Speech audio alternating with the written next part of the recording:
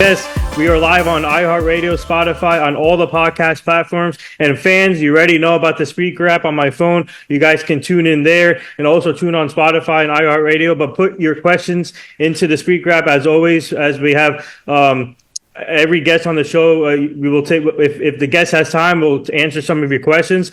But today is a special edition episode on NFL Sunday as we wind down, as we get ready for the playoffs for NFL. And I got a big time guest. He's a former Denver Bronco, Cleveland Brown, and T.J. Ward. He played with the Buccaneers also. He won the Super Bowl with the Denver Broncos, Super Bowl 50. One of the best Bronco teams I've seen play with their defense and obviously the offense they had. And he was part of that team. So he's a Super Bowl champion, Super Bowl 50. He played with that team. And we are live here. And he's doing big things off the field now. He's part of a play. It's called Player Above Sports, and he found the Award Boy project, which we'll get to. Actually, I've seen some of his stories yesterday. He did some community work with the Sun there, so we'll get to all of that, how he got started. But we are here on NFL Sunday, like I said, winding down, getting ready for the playoffs, and this is a perfect guest to do it. So TJ, thank you for joining. Super Bowl champion, one of the best, in my opinion, to play the game, underrated defensive back in the NFL. So how are you and your family doing today? Thank you for joining. Appreciate it. I'm doing great. How are you doing?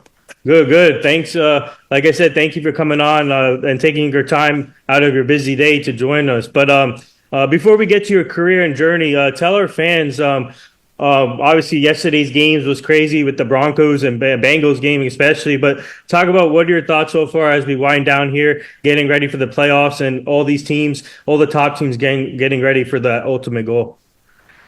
Man, it was a tough loss for us. I thought, overall we were a better team than the Bengals, and we would go in and get that game on the road.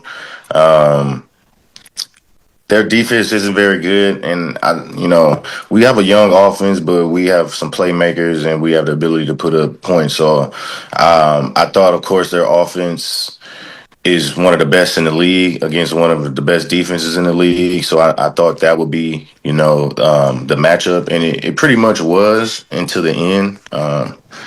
Even at the end, but we had the opportunity to win, and I think on the road in that situation and environment, we got to go for two.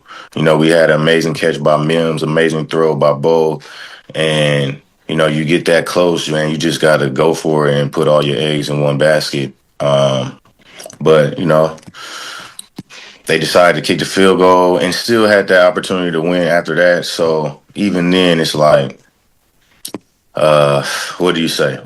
It was just a bad loss, but when you lose those type of games, like I said in the loss last week to the Chargers, it just shows that you're not quite ready for where you want to be. All right, and that's okay. It's okay. They really they outplayed the expectations this season, and looking towards next year, it's like playoffs definite, right? So you have that type of attitude going into the off season, and I think they come out smoking next year and getting the playoffs easily. Yeah, speaking of Oregon, you went to Oregon. You played college football there. Talk about Bo Nix. What do you like about Bo Nix and his future? The best thing or the most thing I like about Bo is nothing to do with his physical traits. Mm-hmm. It's his competitiveness. Like, that dude is fiery. He's a top competitor. He's always trying to win in every circumstance. And you got to respect that. He comes in prepared. He's a professional. So those are the things I like the most about Bo. Like, just his attitude towards the game and towards competition. Yeah, so I want to get to your career, though. You were born in San Francisco, California, and talk about your early life and with your family, and how did you get interested in playing football in your early life? My pops played ball. He played for San Diego State and the Eagles, got drafted, and so it was in me. I was always destined to play ball. Yeah, so tell our fans, what did you get to play multiple positions in football and when you were in high school? You went to De La Salle. in Concord, California, but for high school. But talk about your high school journey. Were you able to? Did you get to play multiple positions and before playing safety? I've started off playing running back and DB, safety, corner, whatever was needed. But I didn't play much in high school. I played freshman. I played JV my junior year. I kind of rode the bench, played behind some really good guys, and then my senior year I got hurt, so that's why I ended up walking on at Oregon, and so I really didn't play. I think I played like 3 full games of varsity football in high school. Okay. Yeah, so we already have a fan question here on our app. One of our fans wants to know who did you look up to growing up while playing football? My favorite players growing up were Deion Sanders. Mhm. Of course, I'm a Niner fan. I grew up a Niner fan. I'm not a Niner fan now, but I grew up a Niner fan. So Deion Sanders, Ronnie Lott, Merton Hanks, like I said, I played running back. So Ricky Waters, Mhm. Roger Craig. You know, it was a golden era to be a Niner fans in the '80s and '90s. So yeah, those guys like that. But then as I got older, I started watching like Bob Sanders, Troy Polamalu before I got in the NFL. Um, Mike Doss was one of my Ohio State guys. Like I liked hitters. Lynch. Like I always liked hitters. Watching football. So those are some of the guys. Sean Taylor. Colin Taylor, yep. Rest in peace. One of the best, in my opinion, also. Speaking of playing multiple positions, what was it like for you just to learn on the offensive side and getting to learn on both sides of the ball? And in this generation, obviously, kids play multiple positions also. But to talk about what was it like for you to do that, to learn from both sides of the Well, ball? I mean, I think it's opposite of that today. Kids aren't playing both sides of the ball. You know, you have a few, but for the most part, you look in high school and you got a whole offensive side and the whole defensive side. It's like, what? You got this big athletic kid and he's not playing all defense or he's not playing offense? Like, it just, it's crazy. Like, I really don't understand it. We're to how it's gotten so position specific at that young of an age is just it makes no sense. It's nonsense to me, and let alone the position. Kids aren't even playing multiple sports. You know, they're playing football year round or basketball year round. It's like, how do you commit to something so early when you don't know your potential in everything yet, right? You develop late, develop certain skills later, you get size later, or certain things change, and I think it's just dumb to commit to one sport at 10, 11, 12 years old. Yeah, and yeah, talk about being part of you were part of a powerhouse high school in De La Salle. Talk about that. What was it like being part of the high school? They were on a like 151 game win streak, if I'm correct. But talk about that. What was it like being part of that team? Um, like I said, man, I played 2 years of varsity. I didn't play much my junior year. It was a great experience being on that type of team and the expectations being so high and the preparation we put in every week is like being in college almost. But as far as being a player, I was kind of just in the background. So it wasn't like I was a prime player on those teams or I had much involvement in the winning. But, being a part of it, it was great. See, that's why your story is amazing because you're is like the underdog. You kept on you didn't give up. You kept working. You got your goal, and you proved everybody wrong. And so for you, talk about you had an injury in your senior year, but talk about that moment, and then after that, you got a walk on opportunity with Oregon. So take us through like that injury through high school, and then the walk on opportunity with Oregon. Man, I broke my knee my senior year, and I was hoping to get scholarship offers. my senior year, and I didn't. So I just decided to walk on at Oregon. I had some buddies that all got scholarships up there, and I walked on, earned a scholarship after my first year. When I got healthy, I had some more injuries, so that's why I didn't play much until my junior year or my sophomore year in college. Tore my meniscus twice, and just some more hiccups, some more hurdles that I had to overcome. But that's pretty much that story. It was just some freak accidents, pretty much, but it comes with football. All right, we have another fan question here. One of our fans wants to know who were some of the funniest teammates that you played with in your career. Um, Aqib Talib, Walter Thurman, my boy Jackie Bates, uh, Von Miller's hilarious. Joe Hayden, pretty funny. Phil Taylor. Yeah, those are probably some of the top guys off the top. Wow. So tell our fans what was it like playing for Oregon from '05 through '09, and now they're one of the top teams every year in college football, and now they're fighting for something big in this upcoming playoffs. So talk about what was your experience like playing for Oregon. Like I said, it was ups and downs. I'm definitely a part of the maturation of the program, so I'm proud of that. But it was great. Like Oregon is the best school if you want to be a student athlete and have a little fun, but really focus on your craft and be in an environment that'll help you thrive. It's the best university in the nation. Mhm. So after your career at Oregon, you got drafted in 2010, round two, pick 38. Take us back to that moment. You got drafted by the Cleveland Browns, and what was it like waiting with your family and friends? And once you got that call from the area code in Cleveland, what went through your mind when you got drafted by the Browns? Shoot, I was really happy. I knew they were going to draft me in the second round. They told me they were, so it was kind of expected. But I had some interest from Philly as well, Kansas City, and they were kind of like picks right there. So honestly, I was hoping it was Philly because my dad got drafted by Philly, and they ended up taking another safety, um, like two picks before me. But dream come true. Dream come true.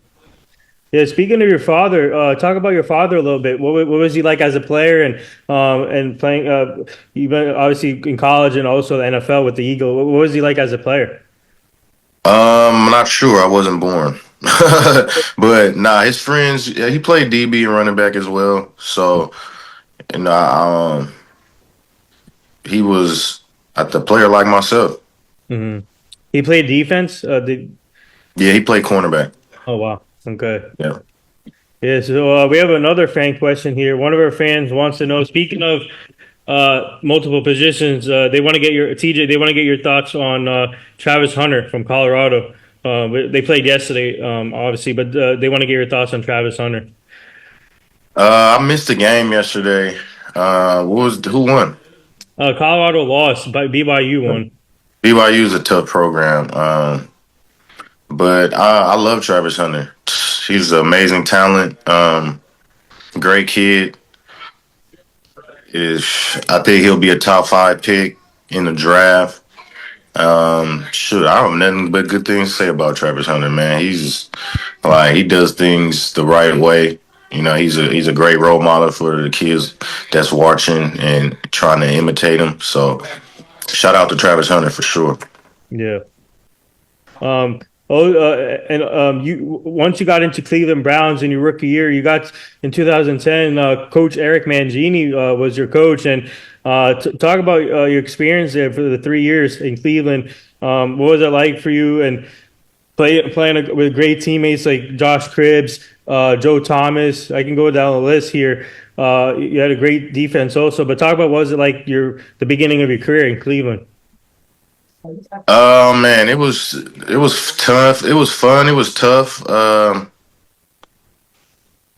Man, it sucks losing. We was 5-11 every year, so I mean, I met some great teammates, learned a little bit about the business of the NFL, but yeah, it was a tough 4 years. I'm not gonna lie.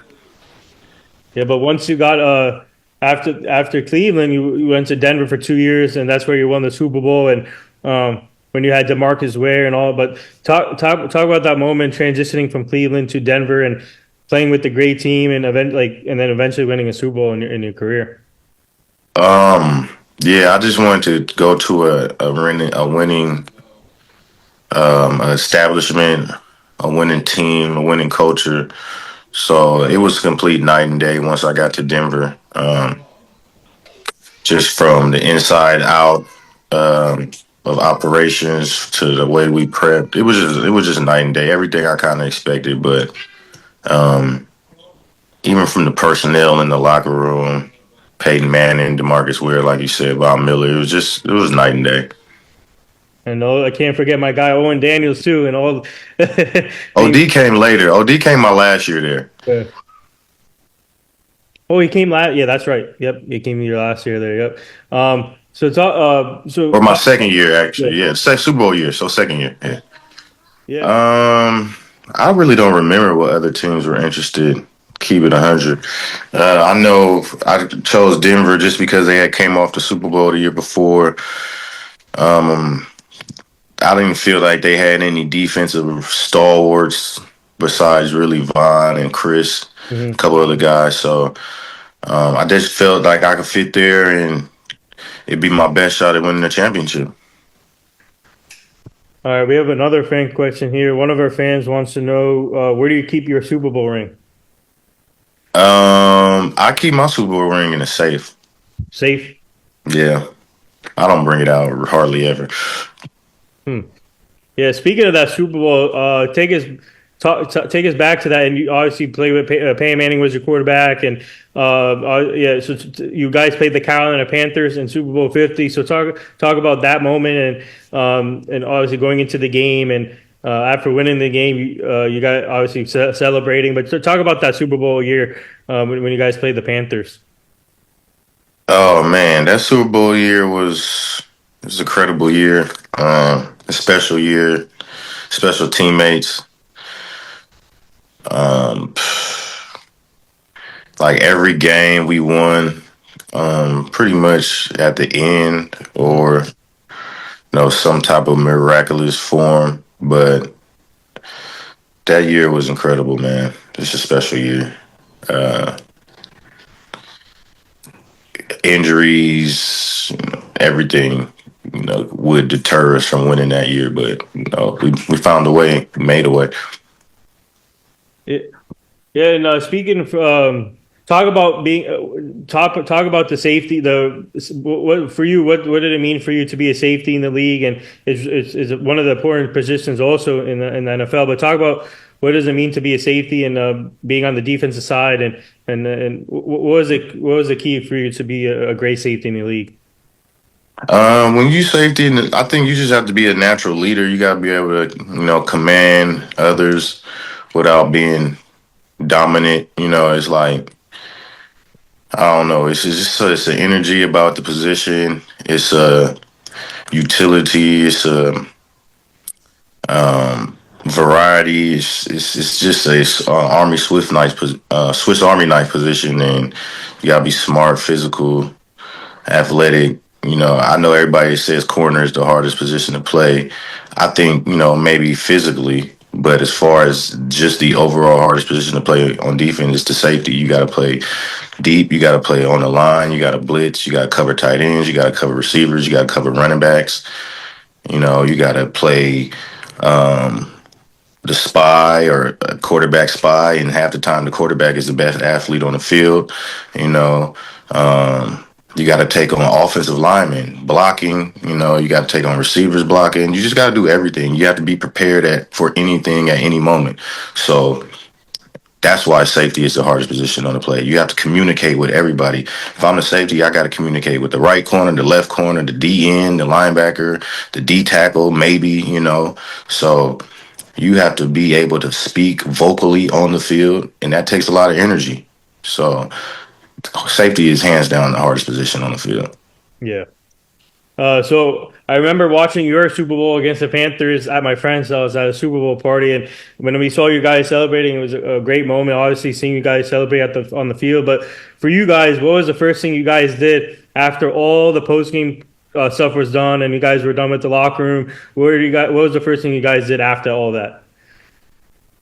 Um, I think we just went out in the city, went out to the club. Some of us, I don't know, I can't speak for everybody Mhm. because we didn't party as like one team. Oh no, I take that back. We did. We had an after party right after in the hotel.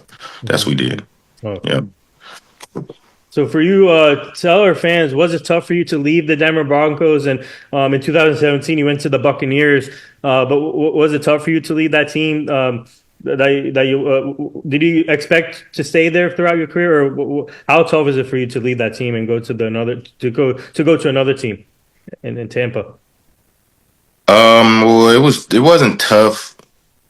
Oh, it was tough the way it happened. That's what made it tough. It was because they released me right before week one, and it was tough to make a decision on where to go.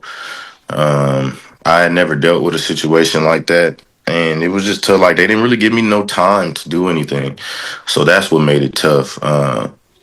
Of course, it was tough leaving the city, just getting up and going. But like I said, it was more the timing of everything than actually having to leave Denver. Like I love Denver; it was cool, but our time was up. I thought we could have made a run like the year they cut me Yeah. if they would have let me play that year, but they didn't, and they had a terrible season. So Well, if you don't mind me asking, what was the reason why they cut you? They I don't know, man. They had drafted some safeties, and I guess maybe the cap wise, I wasn't making that much money, so I really don't see how it could have been the money. But they had drafted two young safeties, and I guess it just felt it was my time to go. Wow. Yeah, that's the nature of the business, but that's crazy though to let you go like that. That's crazy. Man, we have another fan question for you here. One of our fans wants to know, um, if the right opportunity comes about, would you consider coaching? Yeah, I mean, I love coaching. It has to be the right opportunity. I think I'm naturally like my skills and everything that made me good as a football player and as a leader in the locker room.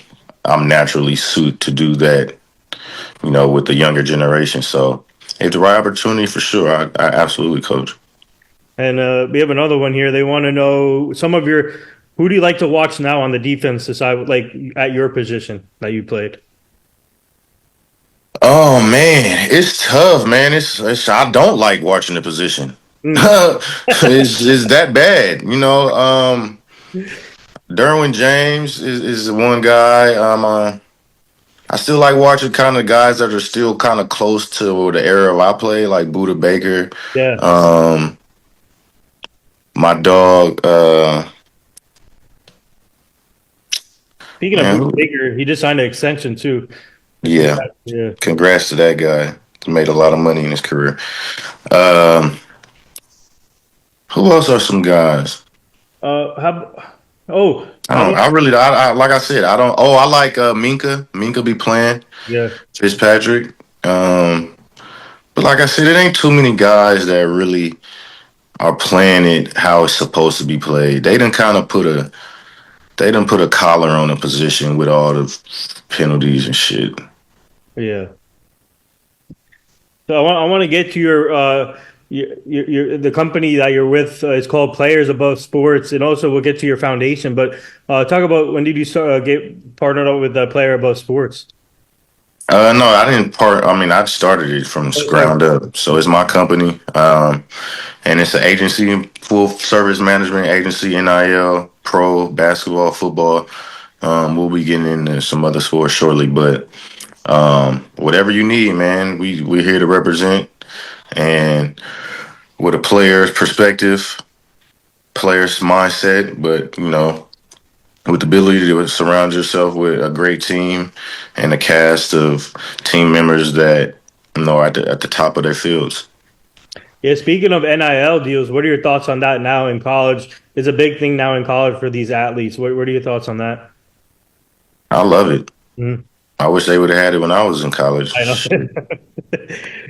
That's what. But nah, it's a beautiful thing. I think some players and parents and coaches are misunderstanding how it should be utilized, but that doesn't mean that they shouldn't have the freedom to do so, you know.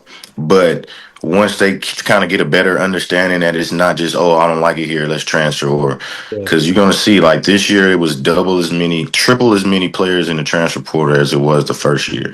That's because it's saying two things. I'm gonna hop in thinking or knowing I'm gonna get some money, which a lot of the cases I'm not, or it's just like I'm unhappy here and I'm not willing to push through the whatever the circumstances to see what happens or stay here to and honor my commitment. So We have another fan question for you. One of our fans wants to know if you did not play football, what would you be doing? if I wasn't playing football, like ever, or if I didn't make it. But ever if you decide if you didn't play football at all, Oh, I probably would have played baseball. baseball. Yeah. All right.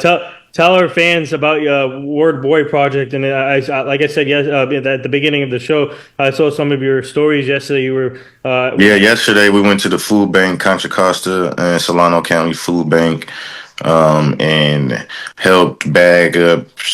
Man, it had to be about 3 or 4 tons of oranges, hmm, and helped them to get them out into the needy and less fortunate out in those two counties. So we had our team. We had about 15 team members there, some high school volunteers, a couple college volunteers, and our board.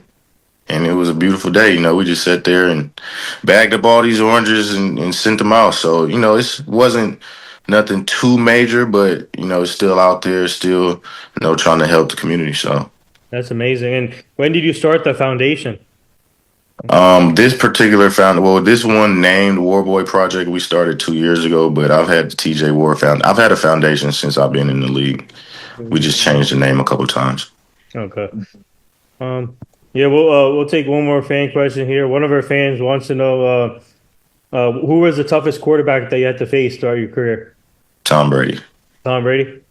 Why? Man, he's just had the best team. The Patriots is just overall, his ability to make plays and find the open man. But we had his number that Super Bowl year, so that's all that matters. He was tough, but probably another. I say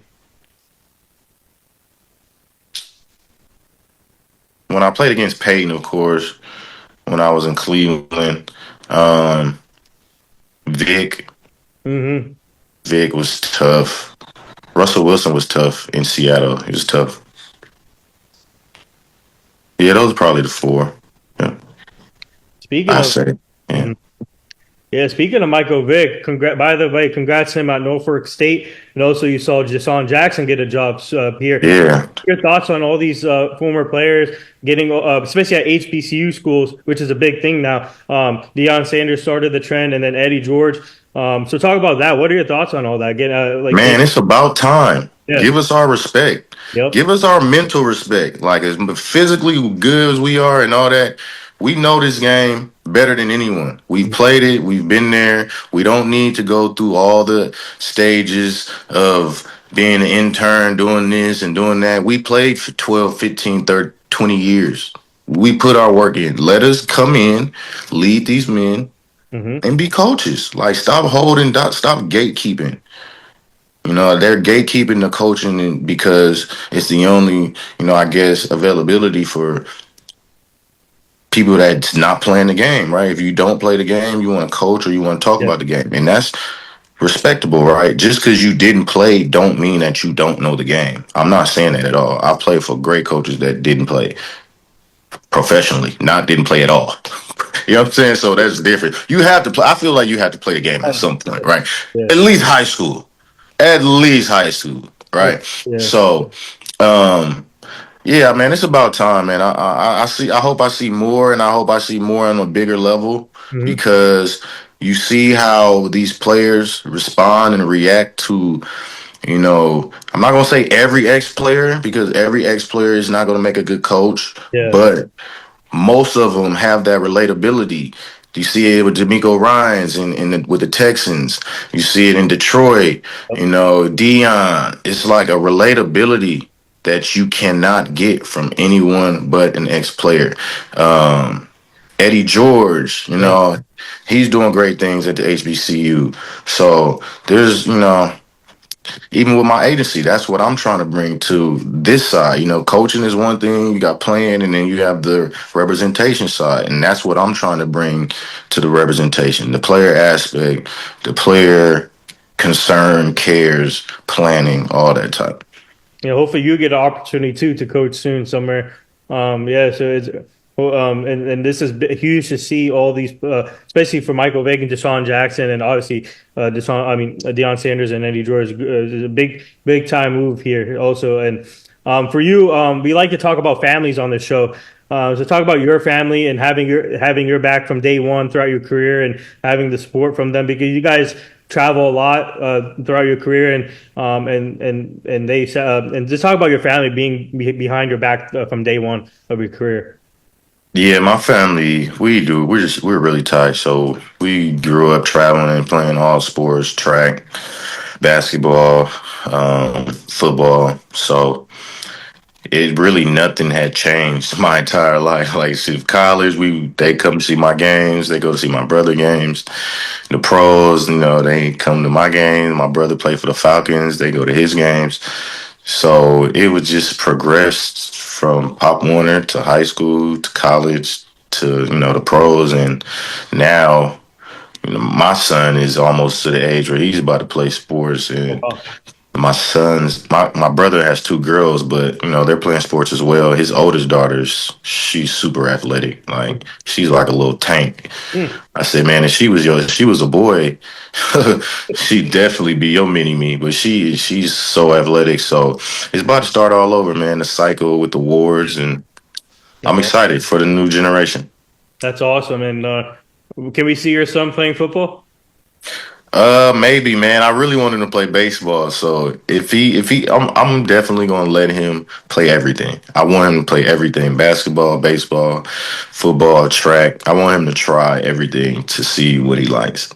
Wow. Yeah, so before we let you go, and like I said, thank you again for joining the show and taking the time. Would you like to give any shout outs to anyone? Any messages to your family, friends? Um, nah, just happy New Year, man. Everyone have a great 25. More blessings, more life. Yeah, appreciate the time, man. Yeah, so there you have it. TJ Ward, Super Bowl champion from the Denver Broncos. Man, one of the best safeties to play in the NFL, in my opinion. Also underrated safeties, underdog story. Man, what a story, man! He worked his ass off to get where he is at right now, and now he's doing great things off the field. Please follow him on all social media formats, Instagram, Twitter.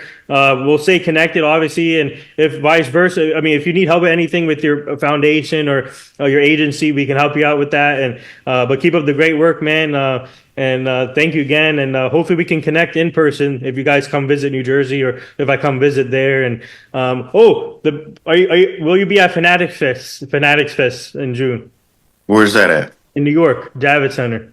Oh, I want to go this year. Yeah, I you do should want to go. come through. Yeah, I definitely want to go. Cause you're right. Yeah, I'll be there. I'll Yeah, be there. I'm working on it. I'm glad you reminded me. Thanks. I got to yeah, get on there. yeah. It's June 20 to the 22nd. Yep. Okay. Bet. All right. Yeah, thank you so much, man. Keep up the great work, and like I said, we'll stay connected. Yes, sir. Appreciate you. Thank you.